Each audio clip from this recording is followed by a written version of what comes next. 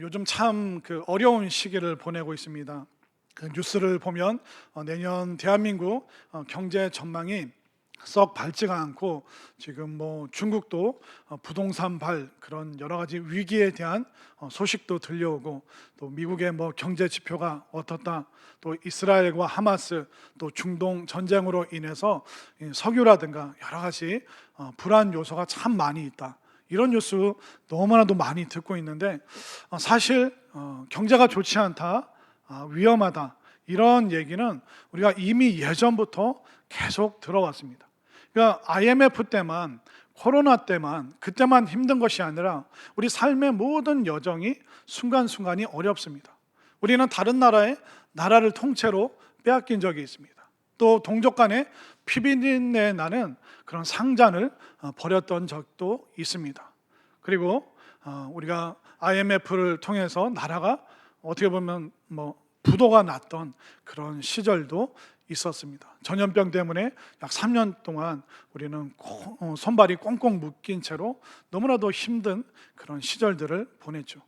어떻게 보면 위험하다, 힘들다, 좋지 않다는 뉴스는 늘 있는 것입니다. 그런데 중요한 것은 뭐냐면, 우리가 온갖 미디어가 세상이 위험하다, 좋지 않다, 이렇게 불안한 뉴스를 들으면 사람들이 뭘 하냐면, 이 불안감을 벗어나기 위해서 기분 전환은 자주 합니다. 이게 지금 경제가 힘든데 그래도 내가 요 정도는 누릴 수 있지, 요거 정도 하면 괜찮겠지.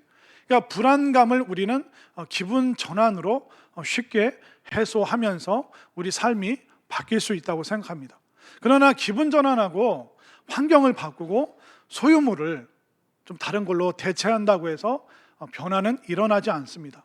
진짜 변화, 인생과 또 삶의 변화는 이 마음이 변하기 전까지는 진정한 변화, 그건 일어나지 않습니다.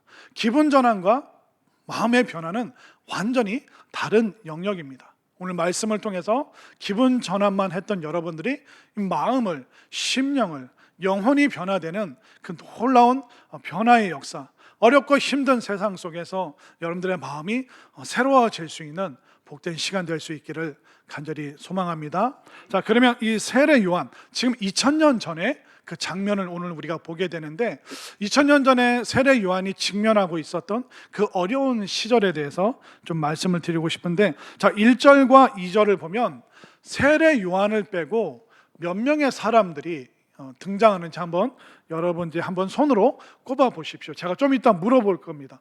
틀리면 안 됩니다. 1절과 2절, 세례 요한을 빼고 나머지 사람들, 지명과 이름 또 헷갈리시면 안 돼요. 제가 굉장히 빨리 읽을 거예요. 힌트 안 드릴까요?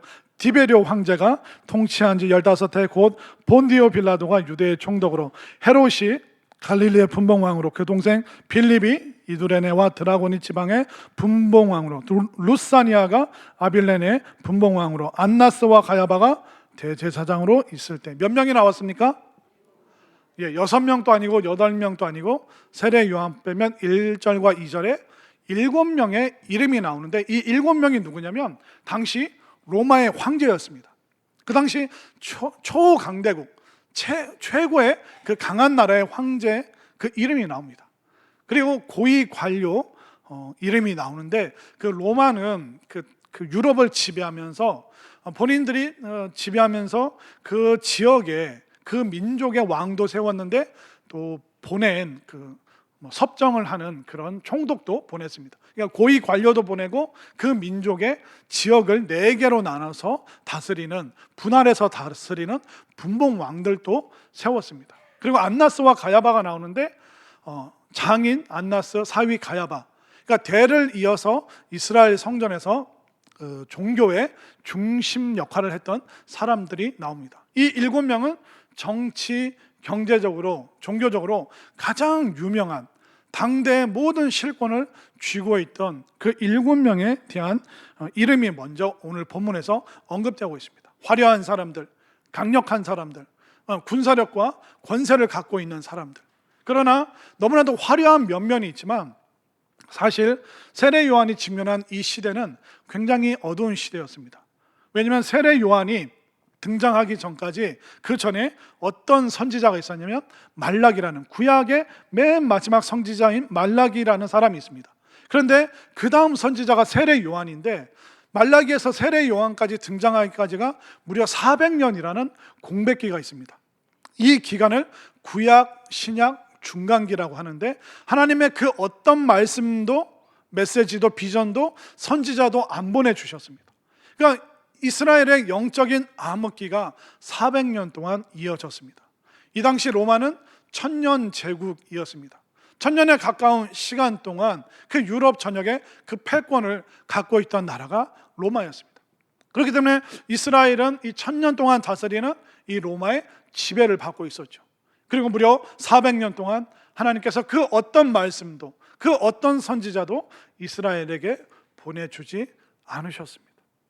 그렇기 때문에 세례 요한이 마주하고 있는 정말 화려한 면면에서 그 사람들이 있지만, 이스라엘과 그 유럽 사람들의 그 영적인 공고함은 이루 말할 수가 없었던 것입니다.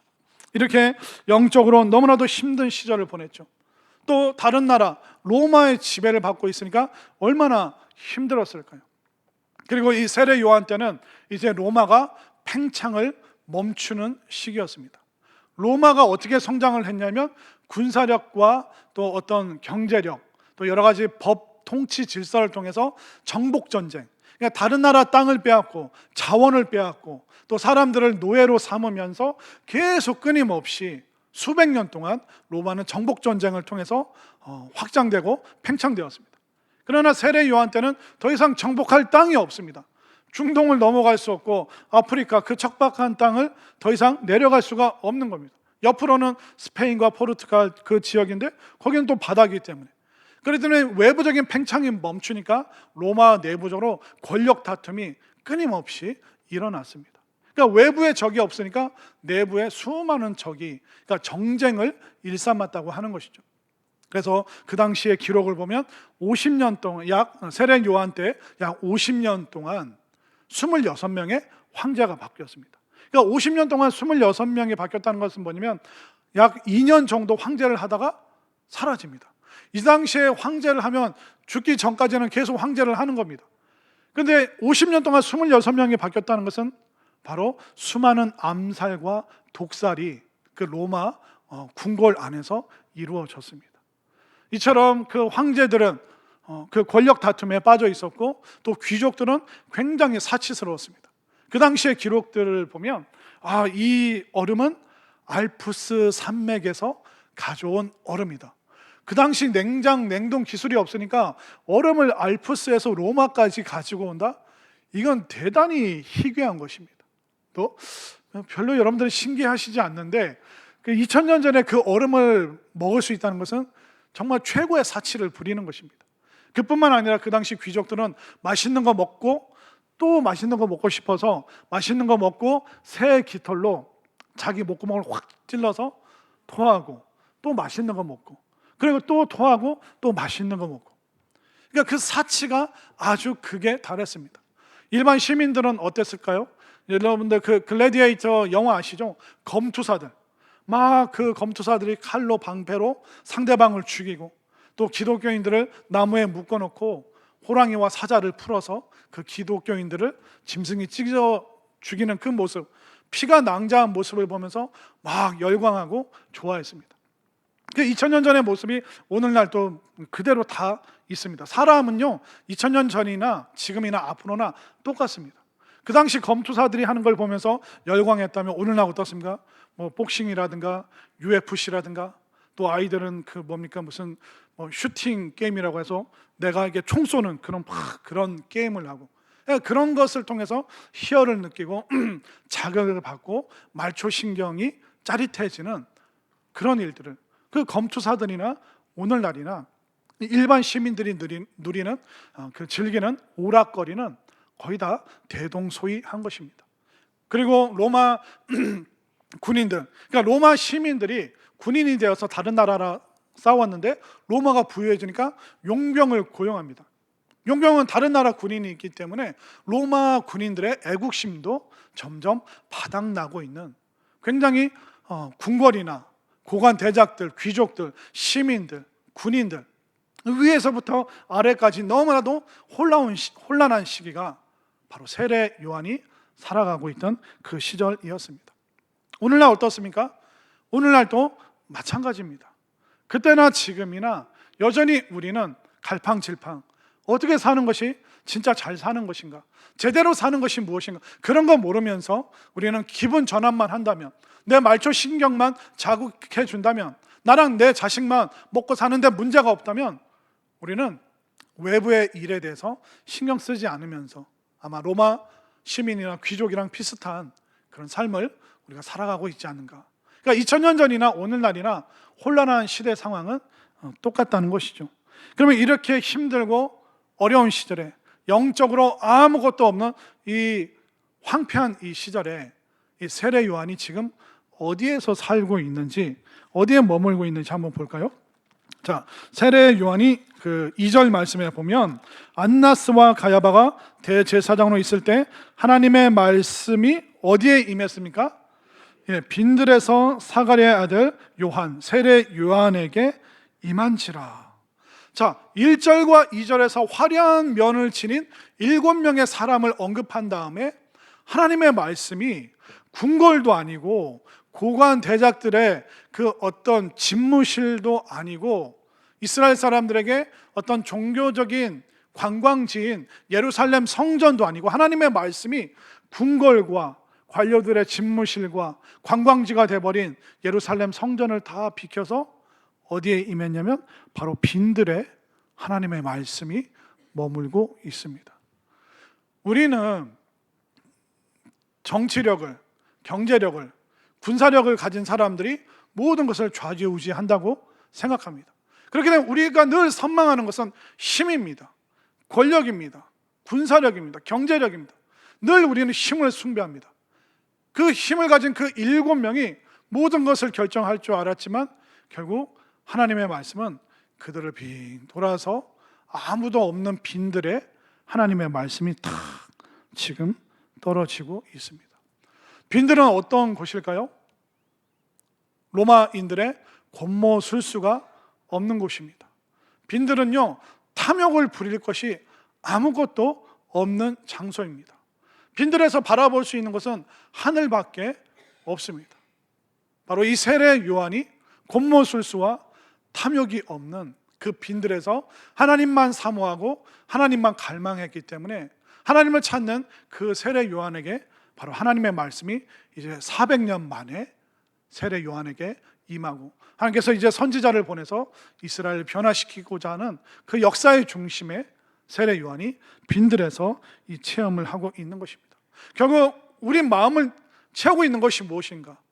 정말 하나님의 말씀이 들어올 빈 공간이 없다면 그 말씀은 우리를 지나서 빈 곳으로, 하나님의 말씀이 머물 수 있는 곳으로 갈 수밖에 없는 것입니다. 우리의 귀에 수많은 소음이 우리의 귀를 가득 채우고 있다면 그 소음은 하나님의 음성을 듣는데 너무나 또 큰 방해 요소가 되는 것입니다. 어떻습니까? 여러분들은 무엇으로 여러분들의 마음을 채우고 여러분들의 귀에 음성을 듣고 있는지, 아니면 소음으로 여러분들의 귀를 가득 채우고 있는지. 세례 요한은 빈들로 갔습니다. 여러분들에게 빈들은 무엇일까요? 바로 이 성상교회, 이 예배의 자리가 여러분들의 인생의 빈들인 줄 믿으시길 바랍니다. 우리는 세상의 이 분주한 모든 것을 멈추고 세상의 소음을 우리가 중단하고 하나님의 음성을, 또 하나님의 말씀이 있는 이 빈들과 같은 세상의 모든 것을 끊고 하나님 앞에 나온 이 시간이, 이 예배의 자리가, 기도의 자리가, 은혜의 자리가 여러분들 각자에게 바로 빈들이라는 것을 꼭 믿으시길 바랍니다. 자, 그러면 이 장소에서, 이 텅 빈 장소에서, 하나님만으로 채울 수 있는 이 텅 빈 장소에서 세례 요한이 무엇을 이야기를 하고 있을까요? 자, 3절 말씀, 우리 짧은 3절 말씀 함께 있습니다. 시작. 요한이 요단강 부근 각처에 와서 죄사함을 받게 하는 회개 세례를 전파하니. 그러니까 세례 요한이 빈들에서 뭘 하냐면 회개하라, 우리 회개해야 된다, 이 회개의 메시지를 그가 처절하게 지금 전하고 있습니다. 회개는요, 우리가 하나님을 만날 수 있는 방법이고요. 회개라는 것은 우리 일상에서 맺을 수 있는 가장 아름다운 영성의 열매입니다. 여러분들, 자신만만한 사람이 회개할 수 있을까요? 안 합니다. 자신만만한 사람이 아니라 자신에 대해서 절망하는 사람만이 하나님 앞에 회개할 수 있습니다. 근데 세례 요한은 혼자 회개하고 끝나는 것이 아니라 우리 함께 이 나라와 민족이, 이스라엘이 하나님 앞에 회개해야 된다, 그 메시지를 전하고 있습니다. 제가 네팔에서 이종덕 선교사님 만나서 이런저런 얘기하는데 이제 9년이 됐대요. 이제 9년이 됐는데 처음에 네팔 갔을 때 너무 힘들었대요. 그 네팔이 그 동아시아, 그 동남아시아 그쪽에서 제일 못 사는 나라 1, 2위를 다투는, 그러니까 어떤 때는 방글라데시가 못 사는 나라에서 오신 분 안 계시죠? 그러니까 거기가 이제 못 사는 나라 1등, 그 다음에는 네팔. 그러니까 두 나라가 아시아에서 가장 못 사는 나라 중에 하나라고 하는데, 그러니까 9년 전이니까 더 힘들었겠죠. 그리고 최근에는 그 IMF 구제 금융을 받았는데 3개월 동안 교사, 경찰, 군인, 이 공무원들 이 월급을 3개월 동안 못 줬대요. 그 얼마나 나라가 힘듭니까? 그리고 선교사님, 그러면 이 평균 월급이 얼마 정도 됩니까? 했더니 교사 월급이 우리나라 돈으로 15만 원. 왜 안 놀라? 15만 원 가지고 사실 수 있으세요? 그러니까 체감상 그 교사 월급이 15만 원. 그런데 네팔에는 제조업이 하나도 없대요. 바다도 없기 때문에 수입하기도 어렵고 제조업도 없고 공장도 없고, 그러니까 모든 것을 인도에 의존하고, 인도가 만약 기름 안 줄 거야 해버리면 2달 만에 네팔에 있는 기름이 다 떨어진다고 하더라고요. 그러니까 그걸로 인도가 자꾸 위협을 하기 때문에 인도가 붙어 있지만 피부색도 비슷하고 언어도 비슷하지만 인도에 대해서 굉장히 미워하는 마음이 많은 가난한 네팔. 그래서 모든 것이 9년 전에는 불편하고 힘들었대요. 그런데 어느 순간 이 선교사님이 회개하기 시작했대요. 다른 회개가 아니라, 하나님, 이 히말라야, 세상에서 가장 높은 산, 그 산을 힌두교의 어떤 신처럼 우상 숭배하는 이 네팔인들을 위해서 회개합니다. 그래서 전 세계에서 가장 많은 등산객들이 이 히말라야로 오는데 그냥 노는 장소, 흥청망청하는, 그냥 세상 사람들은 놀러 오지만 우리 크리스찬들이 이 땅을 밟고 기도하면서 믿음의 사람들이 회개하는 그런 나라가 되게 해주셔서 이 히말라야, 가장 높고 거룩한 산, 거룩한 산을 뭐라고 하는지 아세요? 한문으로 성산.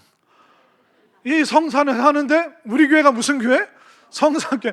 그걸 깜짝 놀라고, 성산교회가 여기 온 이유가 있군요 하면서 어떻게 그분이 계속 회개하냐면, 하나님, 가장 높은 이 히말라야가 거룩한 산이 되어서 이 히말라야에서부터 이 복음이 아시아로 또 전 세계로 뻗어갈 수 있는 기적의 나라 네팔을 위해서 이 선교사님이 막 대신 회개하면서부터 선교사님 마음이 변하면서 네팔을 사랑하고, 또 9년 동안 한결같이 네팔을 위해서 복음 전할 수 있었던 그 이유, 고아원을 세우고 아이들을 키우고 그들을 먹이고 학교 보내고 그 모든 것을 할 수 있었던 그 이유가 네팔을 대신해서 회개하면서부터 이 선교사님이 그 사역의 모든 방향이 새롭게 정해졌다고 얘기를 하시더라고요. 자신만만한 사람은요, 회개하지 않습니다. 그러나 자신에 대해서, 나의 삶에 대해서 절망하는 사람은 회개할 수 있습니다. 세례 요한 얼마나 절망적이었을까요? 화려한 사람, 권력 있는 사람, 그들은 아무도 하나님 앞에 나오지 않았습니다. 국민들에 대해서, 백성들에 대해서 사랑하는 마음이 없었습니다. 이스라엘 사람들도 하나님을 찾지 않았습니다. 그 절망 속에서 처절한 회개를 쏟아낸 사람이 세례 요한. 그 회개하면서 하나님을 만나고, 하나님을 만나면서 이스라엘 백성들이 하나님 앞에 회개하는 새로운 역사가 일어나기를 원했던 이 세례 요한의 마음이 여러분들에게 오늘 전달될 수 있기를 간절히 소망합니다. 자, 이렇게 회개하고 이제 던져주는 세례 요한의 메시지가 있습니다. 자, 4절 말씀 함께 읽습니다. 시작. 선지자 이사야의 책에 쓴 바 광야에서 외치는 자의 소리가 있어 이르되 너희는 주의 길을 준비하라. 그의 오실 길을 곧게 하라. 아멘. 자, 세례 요한이 지금 설교하는 것처럼 구약 성경 이사야를 그 구절을 읽고 나서 설교를 하기 시작하는 겁니다. 그런데 회개한 그 심령이 이제 해야 될 게 뭐냐면 주의 길을 준비하라, 주님이 오실 길을 곧게 똑바르게 만들어라, 이 이야기를 하고 있습니다. 그런데 세례 요한이 이사야에서 인용한 이 길이 뭐냐면 마음입니다. 마음. 그러니까 주님이 오실 그 마음을 준비하고 주님을 만날 그 마음이 꼬부라지지 않고 쫙 그 마음의 길이 활짝 열려서 우리가 주님을 기대하고 주님을 기다려야 된다. 그러니까 우리의 마음의 길이 새로워져야 된다고 세례 요한이 말하고 있는 것입니다. 결국 회개를 통해서 알 수 있는 게 뭐냐면 모든 것이 마음의 문제예요. 우리가 그런 말 하잖아요. 마음 먹기에 달려있다고. 근데 이 마음이 어떤 마음이냐가 너무 중요하죠. 저는 이게 이 마음에 대한 단어를 떠올리면 항상 제가 흥얼거리는 찬송이 있어요.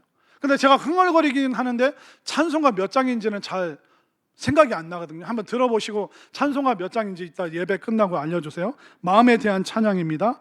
마음 약해서 잡지 못했네, 돌아서던 그 사람, 혼자 남으니 쓸쓸하네요, 내 마음 허전하네요. 저랑 이 찬양을 아시는 분이 또 있네요. 가사를. 그냥 아무리 찬송가 찾아도 이건 너무 익숙한 찬송인데 잘 모르겠더라고요. 어디 있는지.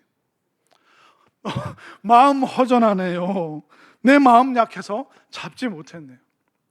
이스라엘 백성들 로마의 다스림을 받았기 때문에 문제가 아니라 마음이 문제였습니다. 하나님을 모셔드리기 싫어하는 마음, 하나님의 말씀을 사랑하지 않는 마음, 하나님을 가까이 하지 않았던 그 마음의 문제였기 때문에 세례 요한은 정확하게 보는 거예요. 우리 인생의 문제는 결국 마음의 문제다. 우리 아이들 보십시오. 요즘 우리가 키우는 아이들 얼마나 풍족합니까? 환경적으로, 물질적으로 얼마나 풍성합니까? 제가 어렸을 때, 제가 초등학생 때 제가 늘 엄마에게 했던 말이 있습니다. 그게 뭐였으면 엄마 100원만, 엄마 100원만. 그럼 저희 어머니는 돈 없다 그러다가 정 안 되면 나 갖다 팔아라, 나 갖다 팔어. 근데 사주는 데가 없으니 정말 어떻게 합니까? 그러니까 과거에는 결핍의 시대였기 때문에 사탕 하나만, 눈깔 사탕 하나만 있어도 누가 떡볶이 한 입만 먹을 수 있다면 짜장면, 이게 웬일입니까? 짜장면은 행사 때 먹는 거잖아요. 운동회 끝나고 졸업식, 입학식 끝나고. 여러분들은 잘 먹고 잘 사셨나 보네요. 저는 1년에 한두 번 짜장면 먹는 날은 정말 대단한 날 아닙니까? 그러니까 과거에 그 결핍의 시대를 살았던 사람에게는 조금만 혜택이 주어지면 감사와 감격이 넘치는 거예요.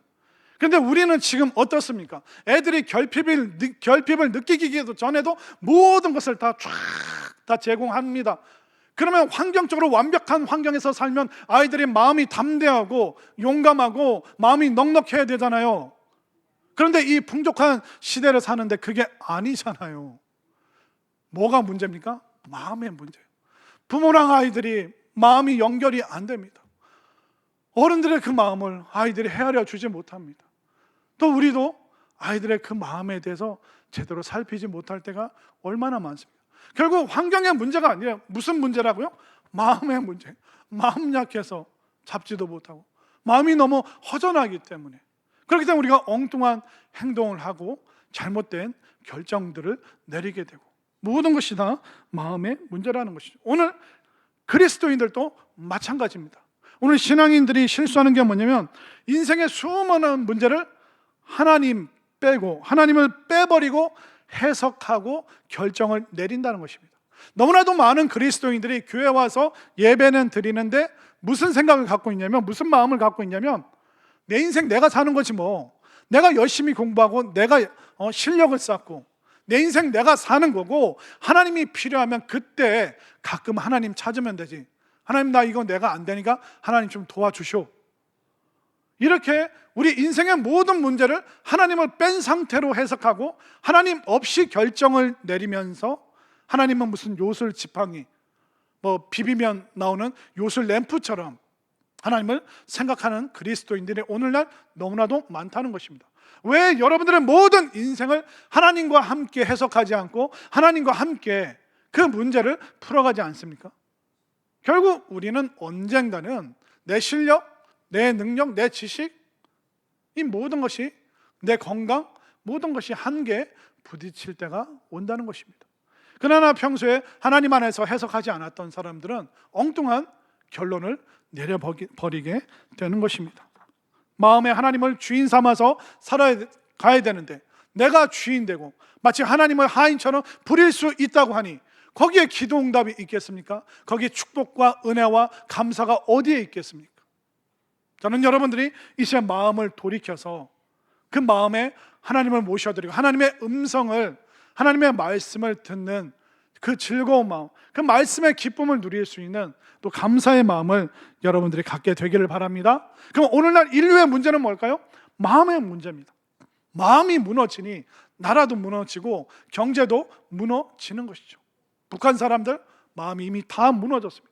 그러나 우리는 마음을 새롭게 먹었기 때문에 새로운 나라로 우리는 출발할 수 있었던 것이죠. 결국 인류의 문제도 마음의 문제입니다. 마음으로 얼마나 많은 죄를 짓습니까? 우리는 마음에 탐욕의 마음이 있습니다. 이기적인 마음이 있습니다. 음란한 마음이 있습니다. 마음에 계속 좋지 않은 해를 끼치고자 하는 마음을 갖고 있잖아요.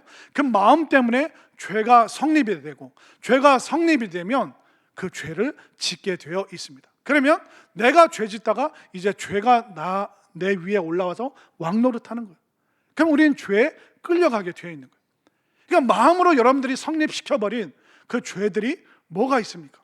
자꾸 그 마음 품고 살면요, 말씀도 안 들리고 예배 자리 오기도 힘들고 불편해지고, 그러니까 인류의 문제도 세상 모든 사람들의 문제도 결국 마음의 문제라는 것을 알 수가 있는 것이죠. 그렇기 때문에 세례 요한이 말하는 것입니다. 마음의 길을 새롭게 하라. 자, 4절 말씀 다시 한번 읽겠습니다. 시작. 선지자 이사야의 책에 쓴 바 광야에서 외치는 자의 소리가 있어 이르되 너희는 주의 길을 준비하라. 그의 오실 길을 곧게 하라. 그러니까 마음을 준비하라. 마음을 똑바로 만들어라. 그 얘기를 하고 있습니다. 길의 얘기에 대해서 얘기하고 있는데 이게 마음입니다. 여러분들 예전에 이 길이라는 게 얼마나 중요한지 네팔 가서 깨달았어요. 아까 여러분들 영상 보셨죠? 그 서성호 목사님이 그 버스에서 찍은 건데 그 흔들리는 게 여러분들 실감 나셨어요? 그러니까 여러분들 가셔야 돼요. 제가 그 버스 7시간인가 뭐 하여튼 몇 시간 타고 내렸는데 어떤 권사님이 저한테 보여주시더라고요.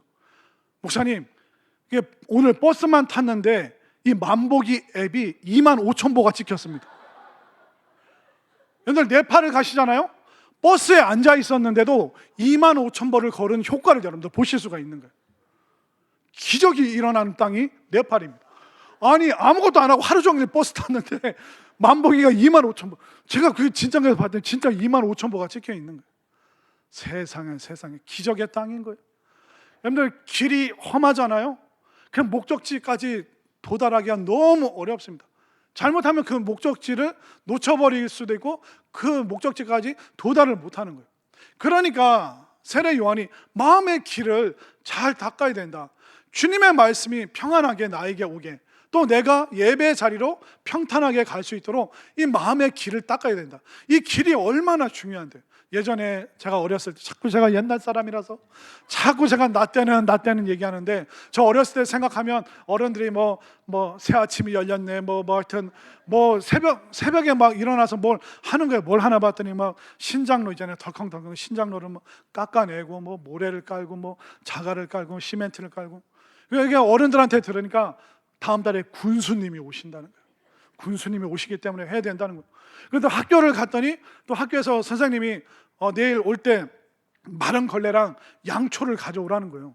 뭐 불 붙이는 뭐 행사가 있나 했더니 그 다음 날 갔더니 제가 나 때는 그 학교 교실이 나무 바닥이었어요. 그럼 나무 바닥에 멀쩡한 그 양초를 바르고 선생님이 닦고 따라 하라는 거예요. 그럼 양초다. 여러분들은 모르죠? 이게 저게 무슨 얘기인가? 그냥 마른 양초 바르고 마른 걸레를 닦고 마른 걸레 칠하다 나온 가시에 찔려가지고 피나고 막. 그래도 계속 하라는 거. 왜 이걸 해야 되나 했더니 다음 주에 장학사님이 오신다는 거예요. 장학사님이 오셔서 우리 학교에 대해서 평가를 한다는 거예요. 애들 동원해서 계속 쓸고 닦고 뭐 풀 뽑고 꽃 심고 뭐 그 심지어 저는 어느 날 사장님이 니네 집에 가서 코스모스 씨앗, 맨드라미 씨앗 그거 담아오라는 거예요. 그럼 선생님들 학교 주변에 막 뿌리는 거예요. 장학사님 오셔서 꽃을 보면서 좋아하셔. 지금은 그렇게 안 하겠죠.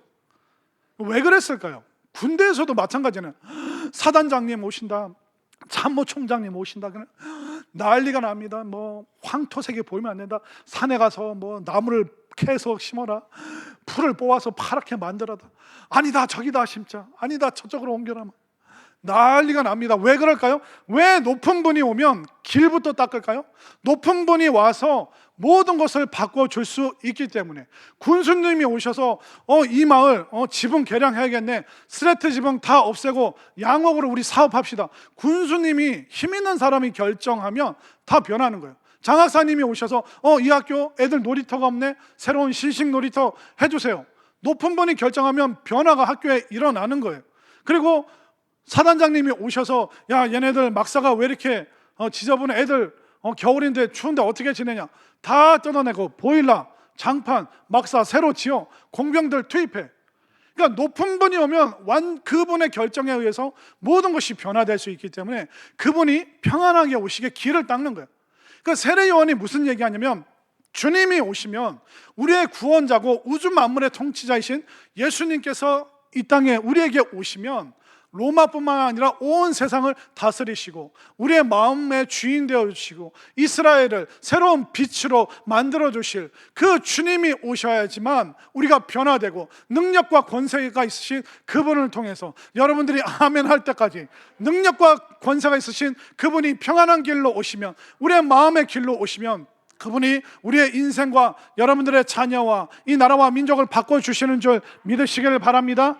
그렇기 때문에 우리가 장학사님, 사단장님, 군수님 그분들이 오셔서 변화시켜달라고 그 길을 만드는 것처럼 세례요한테 우리가 길을 만들어야 된다. 우리 마음에 주님이 오셔서 주님이 다스리시면 힘있고 권세 있으신 그분이 모든 것을 바꿔주신다. 여러분들 기독교를 포기한 북한을 보십시오. 기독교를 선택하고 국민들이 기도로 세운 대한민국을 보십시오. 얼마나 큰 변화가, 얼마나 많은 능력이 대한민국에 쏟아졌습니까?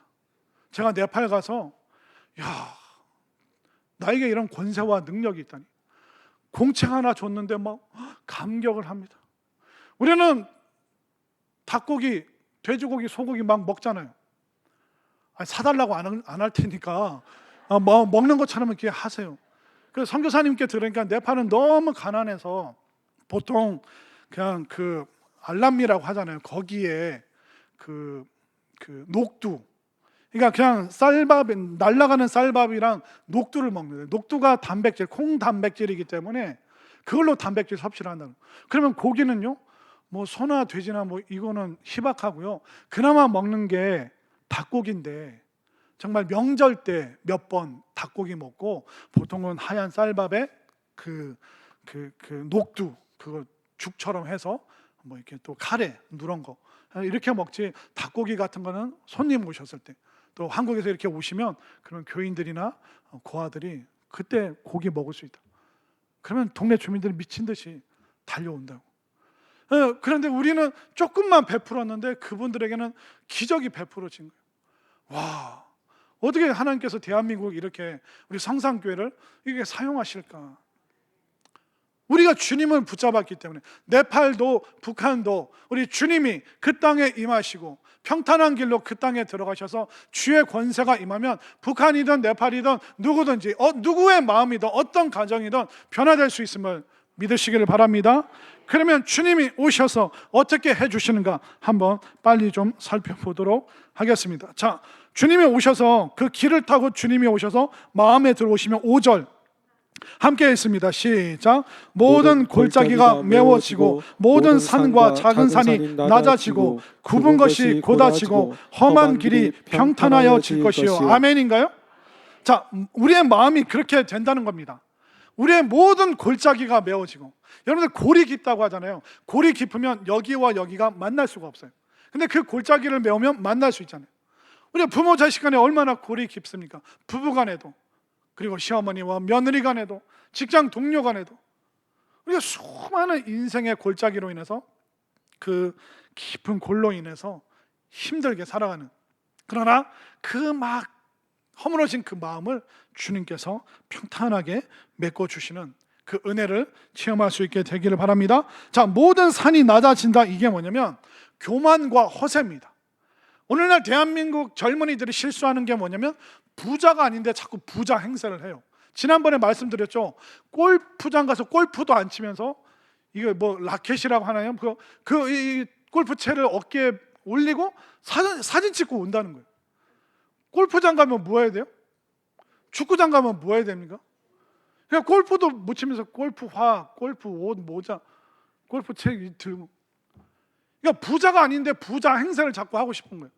행복하지 않은데 행복한 척하면서 인스타그램, 뭐 카카오톡 프로필 사진, 그런 거에 자꾸 이제 그런 걸 옮겨. 여러분들 부자 행세를 하실 겁니까? 부자가 되실 겁니까? 부자 되시기 바랍니다. 뭐 무슨 멘트도 많잖아요. 뭐 부자 되세요. 아니, 부자가 돼야지 왜 부자 행세를 하고 있습니까? 여러분들 행복한 척 할 겁니까? 아니면 진짜 행복하게 사실 겁니까? 예수님 안에서 행복을 누리시길 바랍니다. 누리면 돼요. 네팔 갔더니 누리면 돼요. 불행은 견디시고 행복은 누리시길 바랍니다. 7시간 버스 타는데 내려주지도 않고 이건 견디는 수밖에 없구나 깨달았어요. 불행은 견디면 되고 행복은 누리면 되는구나. 여러분들 그냥 지금 너무 여러분들은 최고의 행복한 시절을 보내시고 계시기 때문에 그냥 행복을 누리시길 바랍니다. 그렇기 때문에 교만과 허세 부릴 필요가 없다는 것입니다. 그냥 주님이 오시면 이 허례 허식 다 사라지는 거죠. 그리고 굽은 것이 곧아질 것이요. 그러니까 굽었다는 게 뭐냐면 왜곡되고 삐뚤어졌다는 거예요. 우리가 인생 살면서 잘못된 개똥 철학들 있잖아요. 말도 안 되는, 뭐 기독교는 이렇다, 교회는 이렇다, 목사들 다 잘못됐다, 그런 잘못된, 죄송합니다, 개똥 철학들, 그런 것들로 인해서 마음 삐뚤어지고 한국 뭐 안 좋다, 한국 안 좋다는 애들 다 네팔 내가 보내버려. 가서 고아원 가서 살고 진짜 고기도 한 점도 못 먹고 알람이랑 그 녹두죽만 먹고 살아봐야 돼.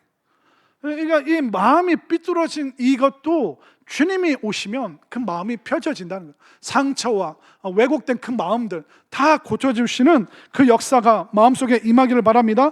그리고 험한 길이 평탄해진다는 게 뭐냐면, 험하다는 게 뭐냐면 거친 마음, 거칠고 폭력적이고 막 욕하고 싶고 막 죽이고 싶고 한국 사람들은 얼마나 거칩니까? 애들 횡단보도에 서서 애들이 하는 말 들어보십시오. 얼마나 거칩니까? 그러나 주님이 임하시면 폭력적이고 황폐해진 우리의 마음이 정말 옥토와 같이 변화되는 줄 믿으시기를 바랍니다. 결국 우리의 문제는 마음의 문제. 근데 이 마음을 누가 바꿔주실 수 있으시냐? 바로 주님을 모셔드릴 때 주님이 수월하게 나를 찾아오시고 내가 평안하게 주님 찾아가고 예배 자리에서 주의 음성 듣고 말씀 들을 때 여러분들의 황폐하고 왜곡되고 그 깊은 고리, 허세가, 교만이 다 사라지면서 정말 이 겨울에 이 마지막 시즌을 보내면서 이 겨울이 추운 계절이 아니라 변화의 계절, 새로워지는 계절, 축복의 계절, 주님을 주인 삼아서 살아가는 변화의 능력의 계절을 살아가는 우리 모두가 될 수 있기를 간절히 소망합니다.